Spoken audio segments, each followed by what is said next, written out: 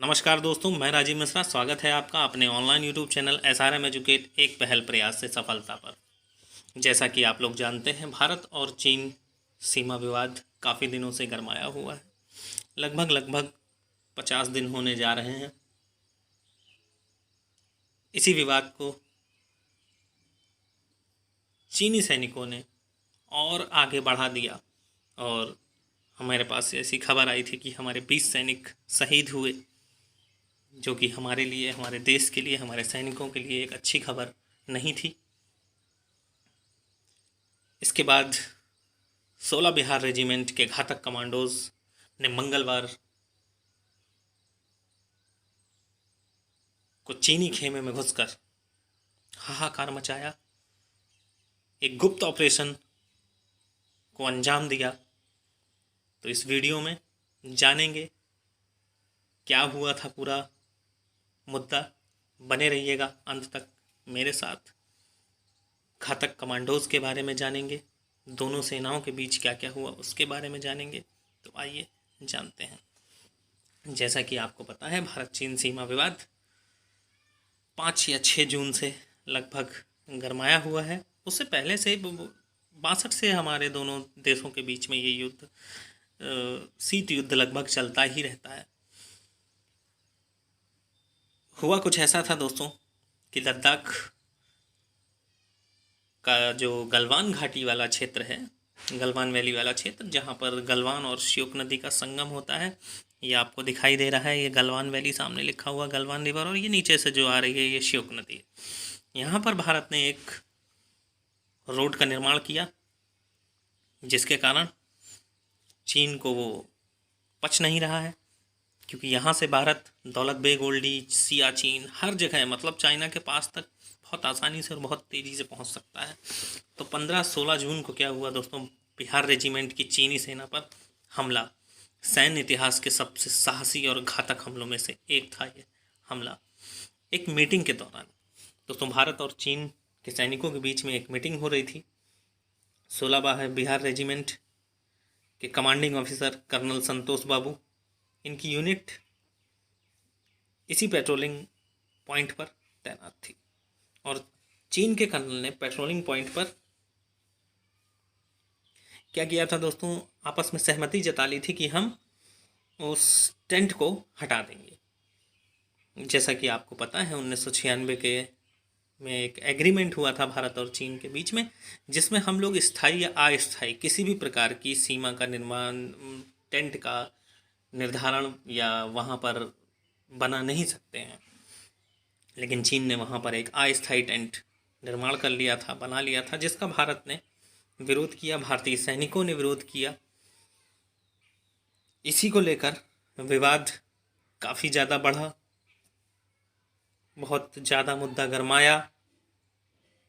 दोनों सैन्य अधिकारियों में आपस में बात हुई, और अंत में चीन मान भी गया कि हाँ, हम पीछे हट जाएंगे, लेकिन उसका भरोसा नहीं किया जा सकता है। वो कहता कुछ और है और करता कुछ और है। इसी बीच कर्नल संतोष ने कहा कि आप लोग वहाँ जाइए, अपने सैनिकों को भेजा कि देखिए जाके क्या टेंट वहाँ से हटा है कि नहीं हटा है। तो जब हमारे सैनिकों की टुकड़ी आगे चली और वहाँ पर देखा, तो हुआ क्या दोस्तों, जो आर्मी चीन की सेना थी वो एकदम तैयार बैठी थी पहले से। उसके मन में पहले से ही चोर था, उसने हमारे सभी सैनिकों को बंधक बना लिया। जब उसने हमारे सभी सैनिकों को बंधक बना लिया, और दोस्तों इस टेंट पे विवाद क्या था, इस टेंट से चाइना क्या करता था, दुर्मुख, डीबीओ और श्योक की निगरानी करता था। इसी टेंट का विरोध हमारी भारतीय सेना कर रही थी।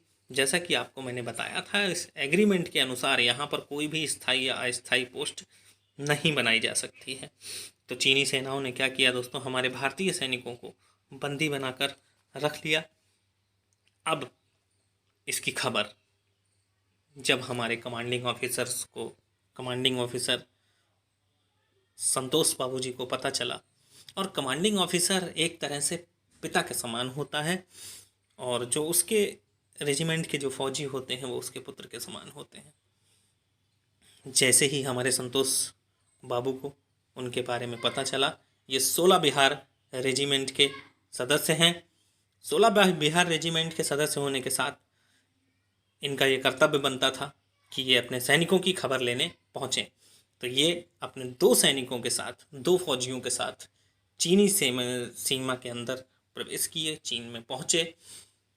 वहाँ पर उन्होंने दोस्तों चीनी सेनाओं ने इन पर हमला कर दिया और हमारे संतोष बाबू और इनके जो 2 अन्य साथी थे, चीनी सैनिक पहले से ही तैयार की हुई रॉडों, अपनी रॉड में कील वगैरह लगा रखी थी। आपने न्यूज़ वगैरह में वो रॉड देखी भी होगी, लगभग इस प्रकार की थी। इस रॉड से चीनी सैनिकों ने इन पर हमला किया और हथियार लेके ये लोग नहीं गए थे, क्योंकि हथियार का ना ले जाना एग्रीमेंट था। और इस वाक़ये से हमारे दोनों सहित दोनों फौजी शहीद हुए, मारे गए। इनके मारे जाने के बाद शुरू होती है मेन कहानी। जब हमारा कमांडिंग ऑफिसर मारा गया, अब सेना का कमांड 2 भारतीय नवयुवकों ने संभाला, जो सेकंड कमांडेंट और 2 युवा ऑफिसर्स थे। और लेफ्टिनेंट पद के 2 ऑफिसर्स थे, उन्होंने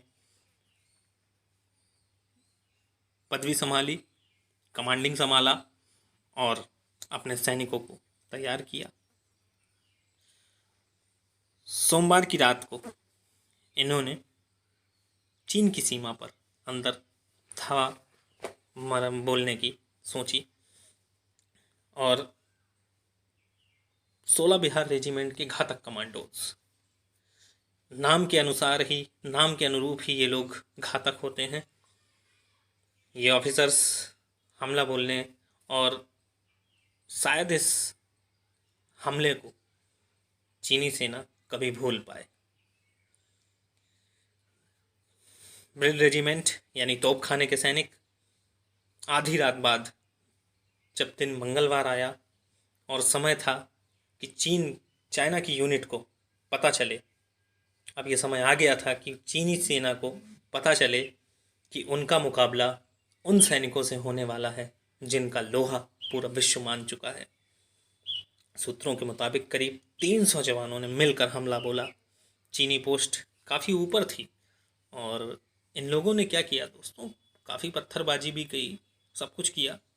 लेकिन जो हमारे घातक कमांडोज होते हैं, इनकी एक टुकड़ी में 20 कमांडोज होते हैं और ये बिना सैनिकों की सहायता से ऑपरेशन को अंजाम देते हैं। इनमें एक चिकित्सक होता है, एक रेडियो ऑपरेटर होता है, कमांडोज होते हैं। तो ये घातक कमांडो के बारे में कुछ जानकारी है। और अगर आप कहेंगे तो मैं घातक कमांडोज के बारे में अलग से आपके लिए एक वीडियो बना दूंगा, जिसमें घातक कमांडोज की पूरी जानकारी मैं आपको दूंगा। तो लगभग 300 जवानों ने, 16 बिहार रेजिमेंट के लगभग 300 जवानों ने, घातक कमांडोज ने अचानक हमला बोल दिया। और इस बार हम भी लाठी डंडे और वैनुअल्स से लैस थे। हालांकि हमला राइफल्स की बट से भी हुआ, लेकिन एग्रीमेंट के कारण भारतीय सैनिकों ने क्या किया दोस्तों, गोली नहीं चलाई। जय बजरंगबली के जय घोषों के साथ ये हमला इतना तीव्र था कि मानो स्वयं हनुमान की सेना टूट पड़ी हो चाइना के ऊपर। झड़प में कई सैनिक हमारे नीचे गलवान नदी में जाकर गिरे, जिसमें कई सैनिक हमारे भी थे और कई सैनिक चाइनीज़ भी थे। और उस भार से वो टेंट, तो जो अस्थायी टेंट था, वो टूट गया।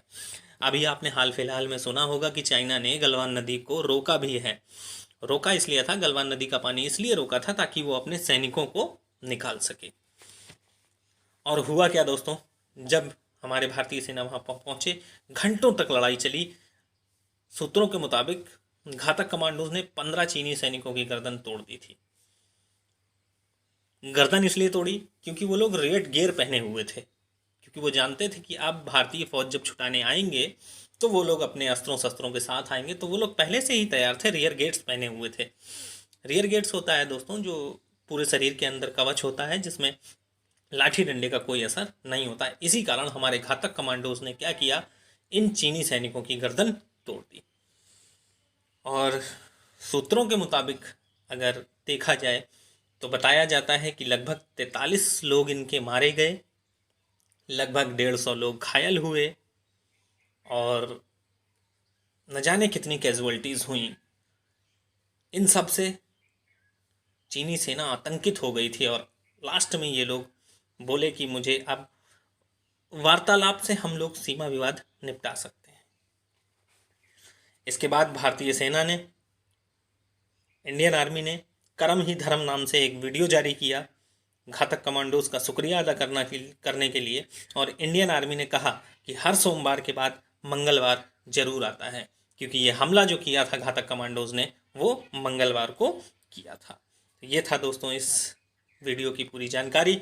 अंत में दोस्तों मैं आपसे यही कहना चाहता हूँ कि बहुत दिनों से मैं अभी देख रहा हूँ कि लोग हमारी सेना पर विश्वास नहीं कर रहे हैं। लोग ये बोल रहे हैं कि भारत और चीन का जब युद्ध होगा तो चीन जीत जाएगा। दोस्तों, आज़ादी के बाद 62 का युद्ध छोड़कर एक भी युद्ध ऐसा नहीं है जो भारतीय सेना ने जीता ना हो। ये आपको कारगिल विजय की फोटो दिख रही है।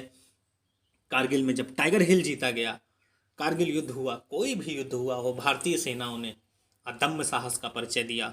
अदम्य साहस का परिचय देते हुए हर जगह तिरंगा लहराया, तिरंगे की शान को घटने नहीं दिया। तो दोस्तों, आपसे एकमात्र यही अनुरोध है कि विश्वास रखिए हमारी सेना पर, हमारे सैनिकों पर। मरते मर जाएंगे लेकिन अपने तिरंगे की शान को घटने नहीं देंगे। और यही विश्वास, यही आदर, यही सम्मान हर भारतीय नागरिक के अंदर होना चाहिए, ऐसी मैं आशा करता हूँ। और सलाम है उन सभी वीर शहीदों को जो देश के नाम शहीद हुए। मिलते हैं नेक्स्ट वीडियो में, तब तक के लिए जय हिंद, जय भारत।